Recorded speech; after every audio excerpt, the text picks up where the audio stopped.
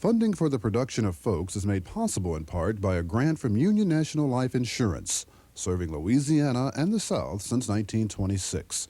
A family-managed corporation providing whole life insurance. Straight ahead on Folks, are people in helping professions more likely to suffer from stress, and how can we learn to cope more effectively with stress through their examples? Also, we'll view the work of Louisiana sculptor and teacher Frank Hayden, all in today's edition of Folks.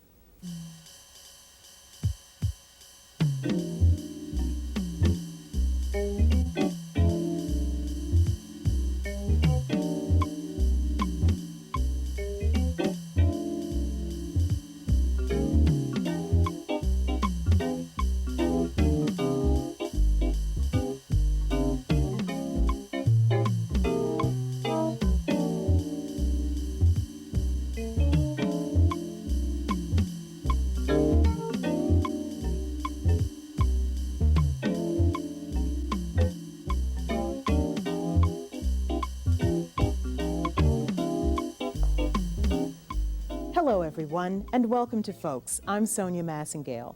A dictionary definition of stress is mental or physical tension or strain, and the medical profession is blaming high amounts of stress for everything from headaches and skin rashes to dysfunctional relationships. It is said that people in helping professions, such as medical or mental health workers, or even those who care for the elderly, are at higher risk for more stress-related illnesses, and that they are more likely to suffer from career burnout. Yet we find that we can learn more about handling stress in our own lives through the example of many of those in helping professions. Now later on we'll discuss more about burnout and how to avoid it. But first, here is Lawrence Hobdy, a substance abuse counselor who has helped himself cope with stress through the principles that he teaches to recovering substance abusers. Lawrence Hobdy is a unit supervisor at the Tau Chemical Dependency Center of Our Lady of the Lake Hospital in Baton Rouge. He combines graduate school, a young family, and community involvements with a 60-hour work week. Because of his work and his busy schedule, he is well acquainted with stress and its causes. We do get a lunch break, and that's usually my quiet time after I get a little something to eat, or some days I just feel like sitting in my office having some quiet time to myself, listening to an FM station, 88.9, and enjoying some easy listening music, some relaxing music. I may read the paper or something like that, something real relaxing that doesn't involve any mental work or anything like that.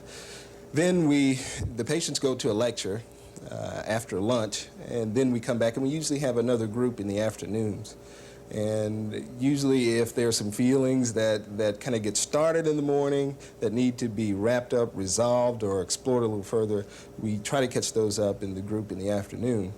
Then I have about another hour to write down all the things that went on between the morning group and the afternoon group. Then we have another staff meeting to exchange information from the morning to the afternoon crew. Then at that time we do a lot of treatment planning during that time, kind of assessing where the patients are and formulating some strategies to work with them during the afternoons when the counselors go home and the people who work at night have the responsibility for the patient well-being. Hobdy's job of counseling chemically dependent youths does have some rewards, but they're not immediate. It is often months before he is able to see any progress in his young clients. The good parts about this job usually don't come while the person is here in treatment. The good parts are 3 months down the road, 6 months down the road, a year down the road, when they come back to see you and sit down and say, I'm doing good, I'm in college, I've got a job, I'm back with my family, things are going real well for me, I'm excited, I had a few problems, I worked those out, I'm doing good. And you see some growth and maturity in these young people, and you know that inside that person that had come in who was initially resistant and had a real tough life beforehand and had a lot of negatives going for them, all of a sudden they've got the potential to be the mayor of Baton Rouge, the governor, and some have the potential to be my boss one of these days. So that's kind of the attitude I work with them, and when I see them down the road and I see some of that potential start to be realized, then I know that what I do is worthwhile and can do something to make an impact on society, a positive kind of impact. And how about the not so good parts? The not so good parts are the thankless hours, the paperwork, And in my case, I deal a lot with parents. And a lot of times the parents can be an obstacle to the work you're trying to do with the kids, because you're trying to undo a lot of things and re-parent the parents also. A lot of work that I do is teaching parenting skills. And it's sometimes difficult for a parent to take a look at that. Maybe I need to change some things that I've been doing. Maybe I need to do them a different way in order to be able to reach my kid, because my kid is changing, I need to change. Parents sometimes are reluctant to change as the young people change. That's a difficult part of it when you meet that kind of resistance. Another difficult part is that when you're dealing with feelings, people's feelings, that's a heavy responsibility. It's emotionally heavy, because you're carrying around a lot of the people's feelings that you work with. And in some cases you have to, in order to get a feel for where they are and know what they need to do in order to work themselves either to a different point or to a point that they can be more comfortable with themselves. So those are just a few of the drawbacks. What is the most stressful element of your job, and how do you handle it? Dealing with the resistance that young people have to looking at the fact that they're possibly chemically dependent or even have a problem with drugs and alcohol. Helping them to see that their use of drugs and alcohol has had a real negative, destructive, detrimental effect on their lives. Many times they come in with a symptom of the disease of chemical dependency called denial, where they are not willing to see the liabilities of their drinking and drugging. They only want to see the assets. That, the problems I had are my problems and they don't deal with anybody else, but when really they affect everybody that has something to do with them, especially the people that care a lot about them.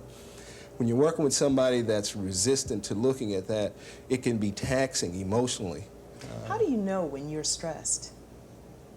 My very first stress reminder is the muscles in the side of my neck begin to tense.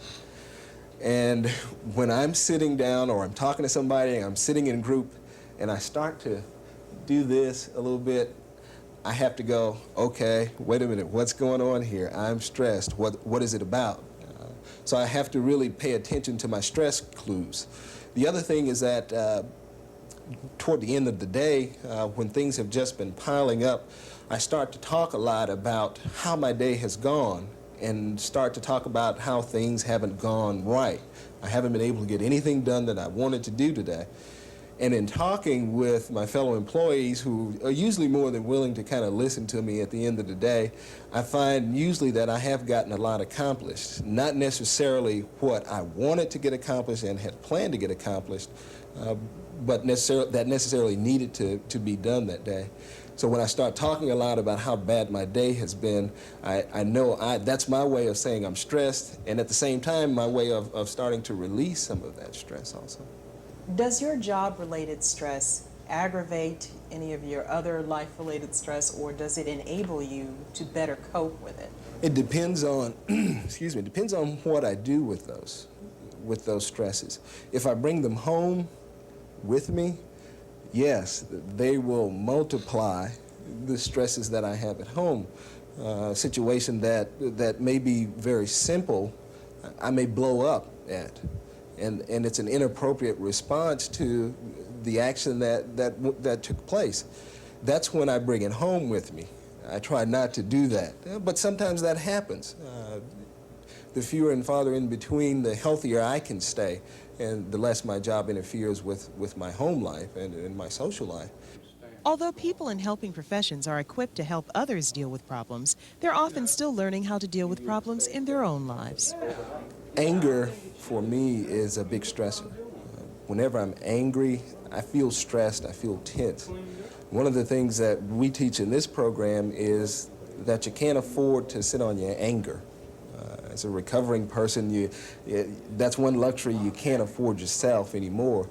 So what I try to teach the clients is appropriate ways to deal with anger. And the sooner and closer you can get it to the incident that took place, the better off you're going to be in terms of getting some resolution to those feelings, decreasing the stress that you have about it and the tension that can mount if left unresolved. So I've learned through working with my clients that if something happens that makes me angry, I need to try to address it as soon as it happens. Get it out of my life, see what can be done about it, what can't be done about it, make the changes I need to make or that can be made to deal with it, and the things that I can't change or do anything about, I have to learn to let go. You've been in this line of work for quite some time. Have you seen how job-related stress can affect people in this profession? There are people I am still friends with who I know who have burned out in this field in the sense that they've become consumed by their job, and that their job starts to take on an inappropriate portion of their lives. Instead of doing things, fun things, and getting involved in activities, meeting people, and having fun, their main focus is the job. And they start spending innumerable hours, even more than the 60 hours a week that are usually required to get done what we need to get done. And it tends to start a cycle where their behavior starts to get a little erratic. They start to do things that don't fit the person that you've known. And these are the people that need to take some time away. Working in the helping fields is stressful because you're dealing usually with people's problems. And that can be stressful. How do you know when you're feeling stress? And what is burnout? Joining us in the studio to discuss these questions and more is Dr. Mark Zimmerman. Dr. Zimmerman is a practicing clinical psychologist from Baton Rouge. Welcome to Folks. Thank you. First of all, do people in helping professions suffer more stress than, say, television producers or grocery checkout cashiers? I think when you talk about stress, there's a couple of points that need to be made. First is stress is a motivator, and we all undergo stress. So all stress isn't bad? No. If you think back when you're in school, if there wasn't stress for grades or for performance, how much would you have studied for that test? So stress is not in and of itself bad. We all undergo it, and it seems to be idiosyncratic for each person. You and I might react to the same event, or we probably would react to the same event differently. One of us would be stressed more than the other.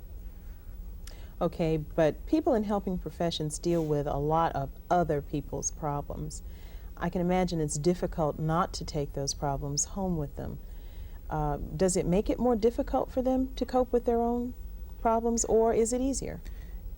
I think that if they take the problem home with them, it's going to make it more difficult, and because stress is cumulative, it compounds, and if you learn how to deal with it effectively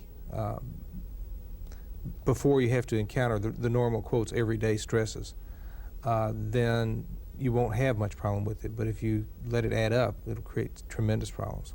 So would you say that those people in those types of professions, as a part of learning how to do what they do, learn how to cope with their stresses? I think the successful ones do. Unfortunately, most of the programs that teach people to help other people do not teach you how to deal with your own problems. And so that's a separate skill that you may or may not learn. If you're going to stay in the profession, you learn it. How do you know when you're feeling stress? What's an indicator of stress? I think if people will ask those that they're close to, spouses, co-workers, for feedback, and ask them, you know, if you see me doing things that are out of the normal, would you please let me know? Because when stress first comes on us and becomes distress, where it creates problems for us, we're usually not aware of it. Would you say that stress has a different manifestation for everybody? Yes. Probably the first sign, if you can really monitor yourself carefully, is that you function different physically. Either you're more tense, you talk more, you begin to get more aches and pains, those sort of things. Well, stress has been blamed for causing several illnesses, rashes, divorce, all sorts of physical problems, cancer, asthma. Do you ascribe to that theory? And if you do, why? Yes, more and more research is coming out now that when we move into a state of distress, where the stress becomes so bad that we're not coping well with it, it begins to affect the autoimmune system, and we just cannot function efficiently at fighting off the illnesses, the diseases that normally we encounter and don't bother us at all. Okay. Lawrence Hobdy earlier spoke about burnout, about how some of the people he knew burned out in their careers very rapidly. What is burnout? I'm not sure. I think burnout perhaps means I can't cope with this anymore, I don't want to deal with it anymore, I don't want to do the things that I have to do to get rid of the stress. But I'm not really sure. We talk about it as though it were an entity, but nobody's really defined it well. Okay, so we're not really sure what burnout, but it sounds like I don't want to cope with this anymore. Well, if you get that way, what alternatives do you have to coping with a career that you've prepared all your life to do, or a situation in which you must stay? Well, there's really no situation in which you must stay.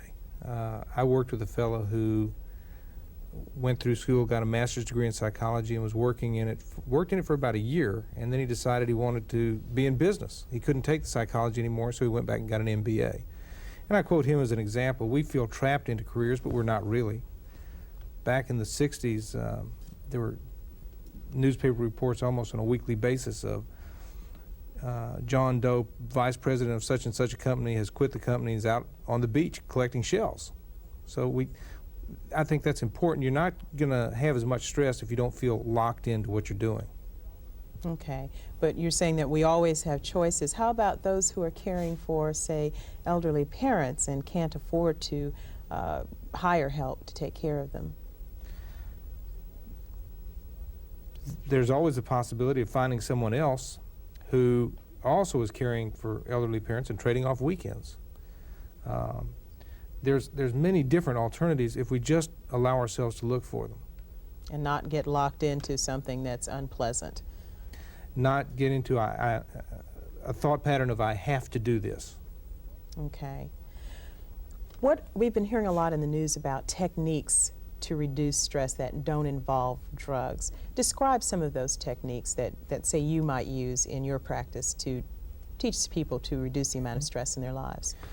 I think one of the most important things you can do is get on a reasonably nutritious diet. Give your body what it needs to cope with the stress that you're having. Exercise is important.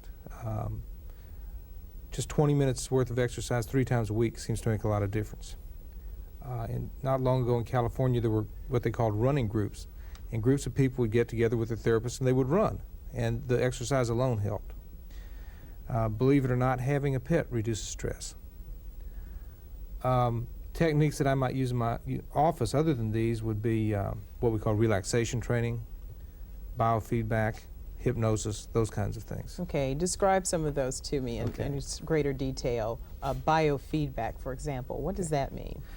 Well, biofeedback is a way of giving people some type of mechanical or electronic sign of what their body is doing.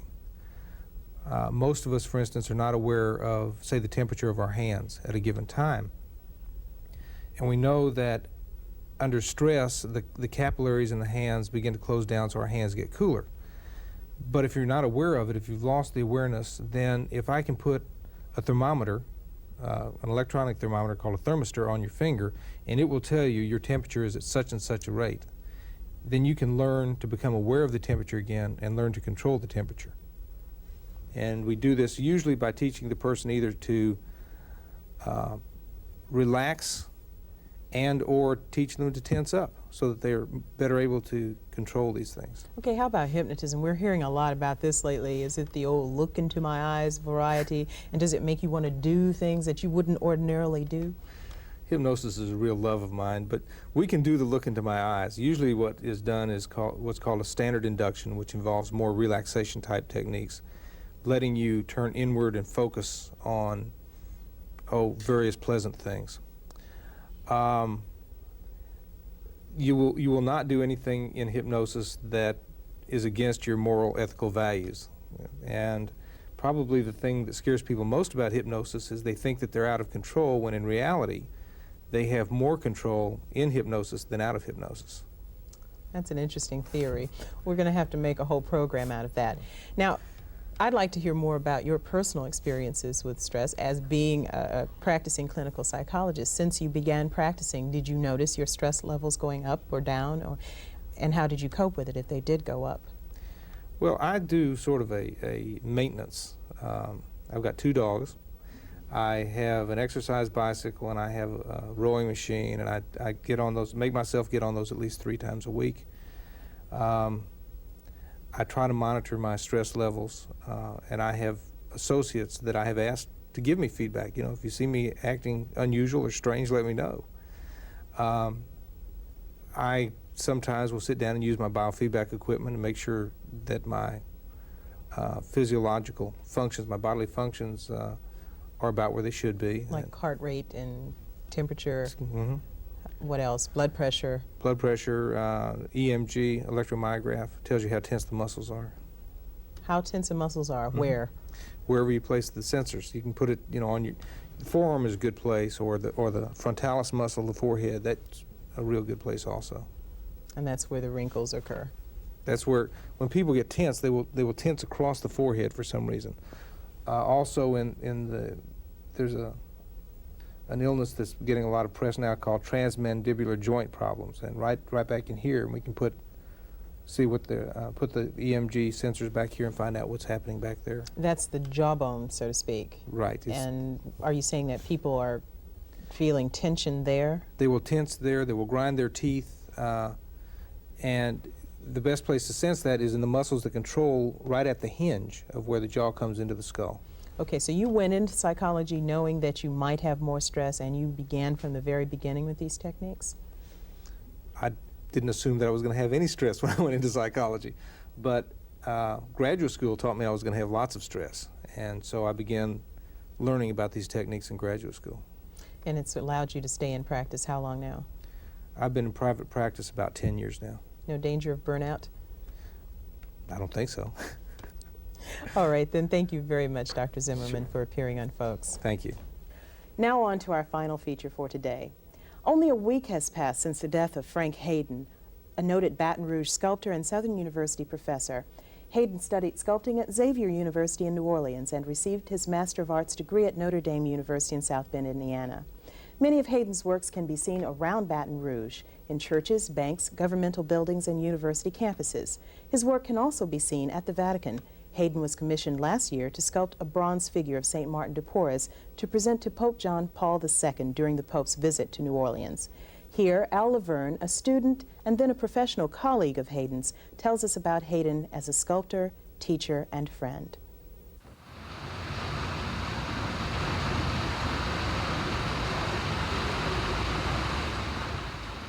His environment, which we were part of, is really what made him produce those beautiful things. And it's a simplistic thing that came out of his work, but yet we could feel, and maybe that was something to remind us that we were all vulnerable in a way. And we are. And then he saw that and was able to say that. But he got that from looking at our faces and watching fellow man struggle every day. And I think if there's one theme that he'd always try to remember, or remind us that, remember, we are just people, we are basic, and we need, let's not get carried away with the larger dreams. Remember that the kids must grow up, they must be cared for so that they can bloom. And that was his basic theme, I feel. Mr. Hayden was my first, and I still call him Mr. Hayden. It's hard for me to call him Frank. He's always been Mr. Hayden to me. Even when we have meetings and we used to debate things and really get into some hot debates, he was still Mr. Hayden. You know, I don't know why. I tried to call him Frank, but I couldn't. As a teacher, I think his actions were stronger than perhaps his teaching methods, and really that's, I guess, what it's all about. He lived an artist. He was the artist the whole time, 24 hours a day. And as a student, I was able to capitalize on that. He worked after hours, he worked early in the morning, and the feeling for working, the attitude to keep doing it was terrific. When I arrived here at Southern, I met another man who was doing the same thing and doing something that I love. So I felt very good about being here and knowing him. And now that he's gone, all of those things are really taking new meanings to me, and I'm realizing. Now, he worked right next to me for 14 years. And Some mornings I'd get here before he would, and some mornings he wouldn't, and some nights I would leave him here, and vice versa. And although we were not buddy-buddy the whole time, the fact that he was there, and that if you wanted to be an artist, you had the best right next to you. And Frank was the best. He was a professional man. The way he conducted business, he was going to be there. He was a disciplinarian in his own art. So because of seeing all those things, it helped me a lot. One thing I remember about him, he paid me a compliment, a supreme compliment. And it was, I felt it was indirect, but he knew what he was doing. We were talking with a group of I think, a faculty meeting. And we were, I think, talking about another artist and possibly bringing another artist to work here at Southern. And when he looked at the artist and he got to meet the artist, I think he was saying, seemingly he's a great artist and everything, but he doesn't have the fire in his eyes like LaVergne has.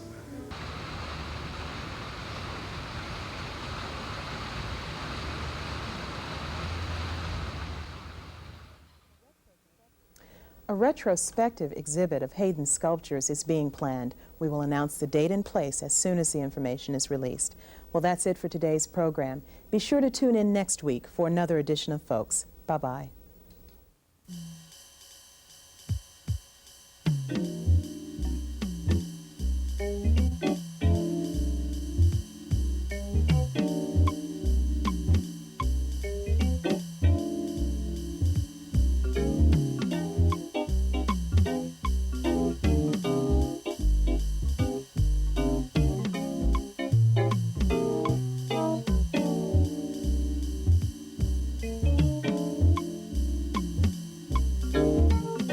Funding for the production of Folks is made possible in part by a grant from Union National Life Insurance, serving Louisiana and the South since 1926. A family-managed corporation providing whole life insurance.